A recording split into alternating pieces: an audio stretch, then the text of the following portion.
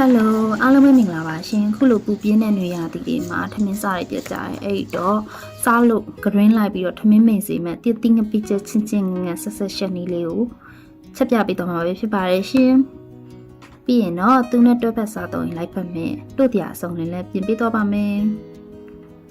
ပြီးလို့ရှိရင်တော့ထမင်းစားပြီးနေ့လည်နေ့ကအိပ်ပြီးသွားလို့အိယာနိုးလာရင်စားဖို့အတွက်တည်တီးတုတ်ကလေးကိုလည်းတုတ်ပြပေးတော့ပါမယ်အနှစ်ကလေးကိုသေချာလုပ်ပြီးတော့စိန်ထားလိုက်မယ်ဆိုလို့ရှိရင်နေ့လည်းနေ့ကအိတ်လို့တည်နူးလာပြီဆိုလို့စားလိုက်ရှင်မနော်လုံးဝပွတ်ထွက်ပြီးတော့အရန်ကိုအရသာရှိနေမှာပါကဲဗီဒီယိုလေးမစတင်ခင်မှာလဲဝန်သနာပြုရဲ Cooking Blog Channel လေးကိုလည်း like and subscribe လေးနှိပ်သွားပေးဖို့မမေ့ပါနဲ့အောင်ရှင်တည်တီးချစ်ထားတာလေးတွေကိုနောက်ဆုံးမှထည့်ပြီးတော့မှုပြလိုက်ပါမယ်တည်တီးငပိချက်ကလေးချက်သွားပြီဆိုတော့သူနဲ့တွဲဖက်စားတောင်းဖို့အတွက်တို့စရာလေးတွေကိုပြုတ်ပြပါမယ်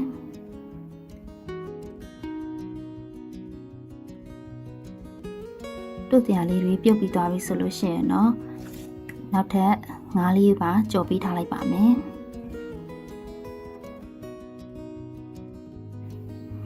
ကဲအခုဆိုလို့ရှိရင်တော့တည်တင်းငပိချက်ချင်းချင်းငယ်စက်ကလေးရဲ့တို့စရာလေးရဲ့ငါးကြော်လေးရပါပြီ